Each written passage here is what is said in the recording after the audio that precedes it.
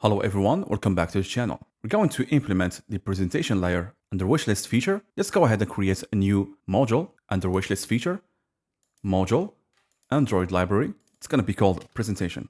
Copy wishlist feature, paste it here as usual, and hit finish.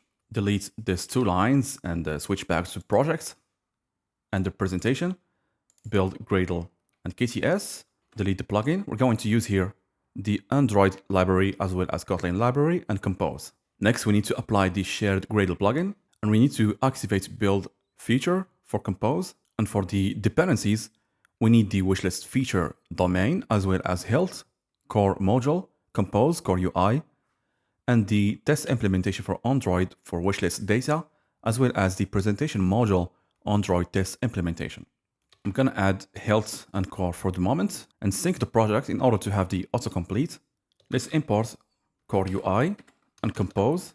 As I said, wishlist feature, domain, and for testing Android test wishlist data and presentation module Android test implementation. And hit sync now. Switch back to Android. Under presentation, let's create the dedicated packages for components and screen. And under screen, let's start implementing the view model for the wishlist manager view model. It is a health view model. Before moving forward, we need to define the state as well as the events. From the previous application, we can infer the state, a loading indicator for the page, an indicator for the process for deleting the wishlist under the progress button, and the list of wishlists, selected wishlist to be deleted, and the error for error handling. It's going to be a data class. Let's call it a wishlist manager state. Next, we need to define the events.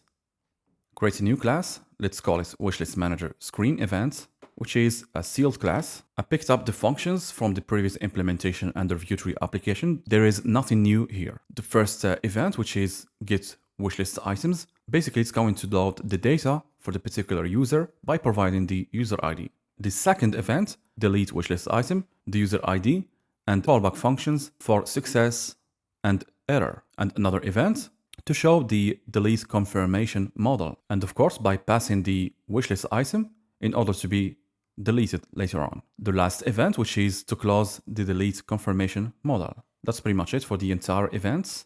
Let's come back to the view model.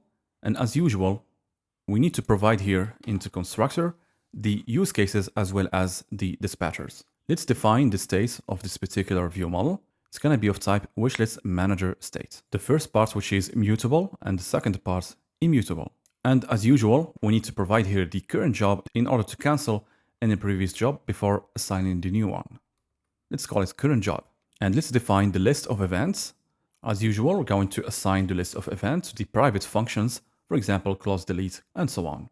Let's start implementing show delete confirmation model. Basically, we're going to update the state. The state in question is selected wishlist item to the wishlist item from the parameter. As usual, we're going to cancel any previous job and assign a new current job by doing view model, launch, and for the context, input output. Inside, we need to call the use cases, get entire wishlist, and to provide here the user ID on each, flow on dispatchers input output, and view model or launch in view model scope. Initially, I'm going to basically comment this section.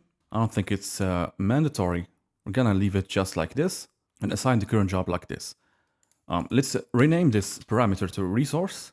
In case of success state, we're going to assign page loading to false, and we have the list of wishlist. In case of an error, we're going to assign its page loading to false and the resource or the error from resource.error. And that's all for the implementation. For the delete wishlist item, if the selected item is not null, we're going to proceed. Otherwise, we will make here an early return. So the selected item is value and selected item. If it's null, we're going to do here an early return. Otherwise, we will proceed. Let's assign the product ID as well as the product title from the selected item. If the product ID is null, we're going to show an error. Let's call the callback function on error, and we have to abort the whole operation. Next, we have to update the state of loading. Set the state of loading under the progress of the delete progress button to true. Cancel the job and assign a new job by calling current job from the view model scope, launch, input output context, run it under run catching, and we're gonna do use cases, toggle wishlist, and we have to provide here the user ID as well as the product ID. We'll return a result let's assign here a variable of type results, and we will do if results on success, we will call on success callback function, and we pass the product title. For example, if you want to show a snack bar message, the item with the product title has been deleted successfully, and we have to update the state. Basically, we're going to assign selected wishlist item to null. Basically, we are done with this particular selected item. On failure, we're going to call here the onError callback function, passing the product title. After this block, we're going to update the state of loading indicator under the progress indicator. And the last one, close the delete confirmation modal. Basically, we're going to assign selected wishlist item to null. Now we are done with the view model.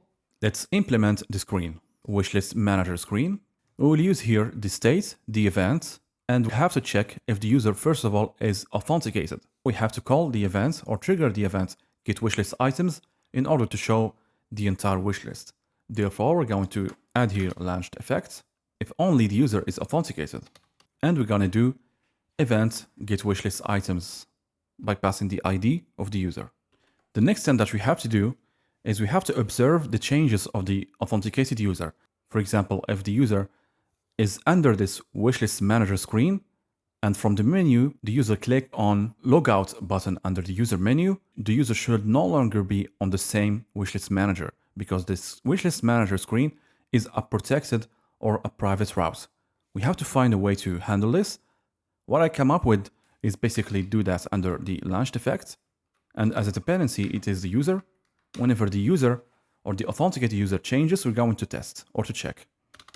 If the authenticated user is null, we're going to do something here. For example, redirect the user to the public route, or redirect the user to the screen unauthorized, for example. Otherwise, we don't care actually if the user is authenticated here. We're not going to do anything. I'm going to add here a simple callback function that should be hoisted. Let's call it unauthorized. I'm going to add it here and unauthorized. Underneath, we're going to define the rest of the composable. Now, if you do remember under the Vuetify application, if the list of wish list is empty, we need to show a warning message. I'm going to do here an animated visibility as we have done in the composable login screen or login form or register form. Let's create the internal state, show warning by remember mutable state of false. And let's assign it here. And we have already defined the warning message under core UI. We're going to assign the text empty wishlist from the string resource. And for the content description, for testing purposes, there is no product in your wishlist. We're going to come back to this particular composable because there is a glitch. Actually, it's going to happen if you leave the composable like this, and we have to control the visibility of the show warning in order to solve that glitch. Basically, we need to delay the visibility of the animated visibility. We're going to come back to this, but let's continue implementing this composable if the page is loading and the page is ready. When the page is loading, we're going to show a circular progress indicator. And again, under the implementation of wishlist repository, given to the user the possibility to have the list or the old cache of the wishlist. You can add it here as a feature, but for this tutorial, we won't show the cached items as a progress indicator. We're going to show here a normal progress indicator, a circular progress indicator. In this case, we're going to show a warning message, for example, error fetching the data. Let's fault this case. If the wishlist is not empty, with a colon, a title, my wishlist, for example, underneath the text, we're going to loop over the wishlist. And we need here to access the product detail. Because it's nullable value, we're going to call the scope function let. We're going to represent basically this composable in a row. The same thing that we have done in the wishlist manager under Vuetify application.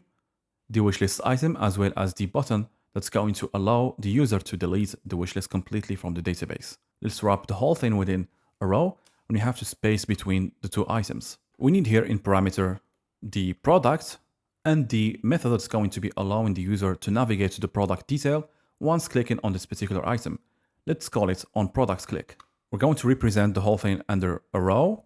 We need to show here the image as well as the title and whether the product in stock or not. Underneath the network image, the title as well as the whether the product in stock or not, represented within a vertical sequence using colon. Once the user is clicking on the title, it's going to redirect the user to another screen, which is product detail screen. And we have shown here the label price because it has an argument price as string and whether the product is in stock or not. I'm going to provide here a preview that I have prepared in advance. But before running the preview, you need to make sure that your server is up and running. Laravel server, PHP artisan serve, and running the XAMPP server, basically PHP server and MySQL server. Come back and use this wishlist item view under manager screen. And we have to provide the product on product click. We're going to hoist this method. Let's call it on product click. The next element that should be shown is the delete button. Let's use it as a custom component. Just for readability purposes, I'm just going to create it as a different component. It consists of a surface, and let's add here a modifier to make it clickable. And we have to provide here the wishlist item. Let's hoist this method by doing onClick and assign onClick here. And let's add the content description for testing purposes. The composable that should be inside the surface, just a normal icon. We don't need here actually the preview. I'm gonna delete the preview. And that's all for our wishlist delete button. Let's use it here. Whenever we click on this particular button, we need to trigger the event show delete confirmation modal. And for the test tag, let's do, for example, the content description, open modal content description. We need here the context test tag equal open modal or open delete modal. Underneath the list, I'm going to declare or to add the composable modal. For the visibility from the state, wishlist item shouldn't be null. Let's provide here the title. For the header color, it's gonna be warning. On dismiss, trigger the event close delete confirmation modal. And for the content of this modal, we will show a text telling the user, are you sure that you're wanting to proceed, or are you sure that you want to delete this item? And the two buttons, close button, as well as the delete button. Basically what we are doing here, I have appended the first section, which is, are you sure you want to, or are you sure you want to delete? And I'm going to append this particular section, which is the product title. And it should be with the font weight, bold. And the second section that said from your wishlist. I couldn't find another way to do so this is my take on it. I'm gonna add here a horizontal divider with the same manner that we have done in the login form and the register form. I'm going to place those two buttons, cancel button as well as delete button, at the bottom right corner by using the row and the arrangement end. The first composable is a normal button. Let's call it cancel. Whenever we click on this particular button, I'm going to trigger the event close delete confirmation modal and a progress button. For the state of is loading, is deleting, a content description to identify this delete button to be accessible under our end-to-end test. And we have to identify this particular one with the ID or the title, whatever you want to do to identify this particular delete button in order to be accessible as an individual composable. I'm going to make it like so, and selected wishlist item, I'm going to add here the product ID. And the colors, it's going to be primary. First of all, if the user is authenticated, we're going to trigger the event delete wishlist item. And we need to provide here the arguments. The first argument, which is the user ID. The second argument, on success and on error. On success, we're going to show, for example, in our case, the snack bar message. Afterward, we have to refresh the list. I'm going to hoist this method on success because we're not going to show the snack bar here in order not to create a snack bar controller. I'm gonna add it here, for example. Now, if we have an error, we don't care actually about the throwable, but we do care about the product title. Let's hoist this method as we have done here. I'm gonna call it on delete error. And for the content of this particular button, let's add here the parameter content color, just renaming it to content color. It consists of a normal text showing delete label. That's pretty much it for this particular composable. If you do remember, we have to deal with some timing issues when it comes to showing this particular animated visibility in the right time. So we need to add a condition in which the effect triggers whenever it should show empty message condition is true. At least this is the solution that I've come up with. Anyway, for the dependencies, I found the right conditions. First of all, the page is loading, state of wishlist or the wishlist. And if we do have an error, if the page is ready and the list is empty and there is no error, in this case, We're going to delay. Basically, we're going to wait for 1 second, and you can adjust it to your liking, but 1 second is more than enough. In order to wait for the entire computation, then we have to show the warning message. Otherwise, the warning message should be hidden. So basically what's gonna happen if you remove this launched effect from your code, you're gonna see in the screen a brief appearance of this composable, of this section of the composable, the else statement. We don't want this behavior, so I have come up with this solution. Within a launched effects, I'm going to control the visibility of this animated or this warning message. It should be visible after a delay of 1 second. Here we have done is empty. Oh my God, the wish list should be empty. If the page is ready and the wish list is empty and there is no error, let's wait for 1 second and show the warning message. This way, you will never see a glitch in the screen. Let's write a preview for this composable. For this one, pretty much I'm gonna do state equal selected item equal null for delete wishlist item, and we have to update here the wishlist. So filter it.product ID equal state and selected item is not null and product ID. Get entire wishlist. We're going to set the page loading to true, 1.5 seconds, and assign is page loading to false. And for the wishlist, it is mock data to wishlist item. We need to set the state here, selected wishlist. All right, hopefully it's gonna work. Let's run the preview. All right, first things first, I have to run the PHP artisan serve in order to serve the images. All right, let's close this preview for now. It's going to show this progress indicator forever because we don't have the images. All right, this is the image. If we ever encounter a problem during loading the image, I'm going to stop this preview for now. Now the two servers are up and running. I just want to make sure that I'm using the right IP address. According to my IP address, I have to use here 1.6. It's going to restart the server. Under constants, okay, we have the correct one anyway. So let's come back to the preview and run the preview.